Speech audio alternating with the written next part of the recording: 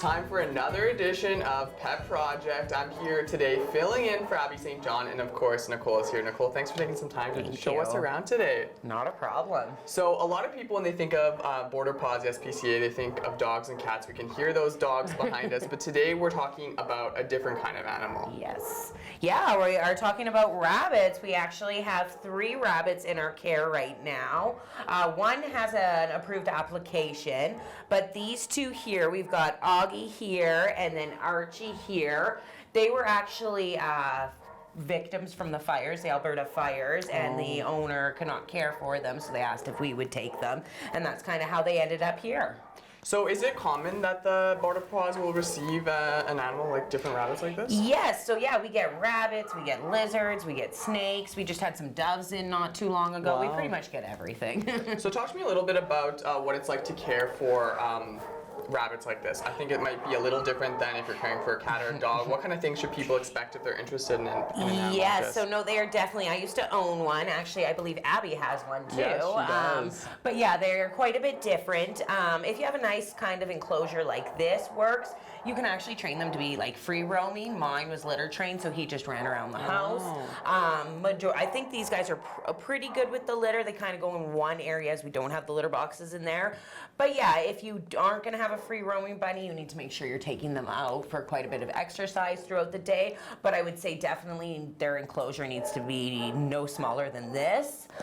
Even a little bit bigger is better. I know some people who have a spare room, they'll dedicate that spare room to a rabbit. And then yeah, their diet's a little bit different. It consists of 85% hay, 10% pellets, and then 5% veggies or fruits. That's awesome. So a nice little mix of food there. Yep. Definitely they can fit to the environment that they're in and the situation. What about other pets in the environment? Would it be best for them to go into a house that doesn't have an existing animal there? I mean, these guys we don't really know too well, so I would say you'd almost have to test it out. Yeah. My rabbit used to sleep with the cats. Okay. He wasn't the biggest fan of the dog, but my dog's a little crazy, so that's understandable. But if you had a calmer dog, I've seen lots of people who have had dogs and rabbits at the same time. So, I mean, with these guys, we do have a 30-day trial where you can return the animal if it doesn't work. So yeah, if somebody is kind of interested, just because, I mean, you're not going to bring your cats down to meet them and everything, you can do a trial and see how that goes. You heard it here first, guys. Come on down, trial it out. These are 2 beautiful, different kind of rabbits here. Love to see it. Definitely check it out if you're interested. Now, Nicole, you were telling me beforehand too that there's some events coming up this weekend, Street Fest. Let's talk about that one first. Yeah, so there's Street Fest going on in Lloyd, and we're going to be there doing some glitter tattoos, as well as we'll have some adoptable animals. I believe it's 11 to 4.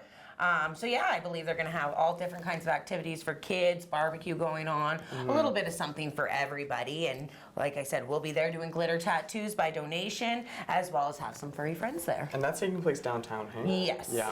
Another one that's taking place the following day, I think it is the car show. Yeah, so it's called Cars and Cats. They did it for us last year. It's Lloydminster Motocross putting it on, and that's 12 to 4. And again, there'll be a barbecue there. We're going to have some adoptable cats there, and also a lot of really cool cars to look at. That's awesome. Now, coming up as well is Rib Fest. That's on, I believe, like the Father's Day weekend that's taking place. Yeah, so that's the 16th, the 17th, and the 18th. We're actually going to be there selling 50/50 tickets. So we are in desperate need of volunteers right now, as it's quite a long event. We're looking for people, teams of 2, to do 4-hour shifts, and basically are just going to walk around Ribfest and sell 50/50 tickets. So if anybody is interested in volunteering a little bit of time that weekend, we'd really appreciate it. You can either give the shelter a call, or you can email events@borderpaws.ca. Awesome.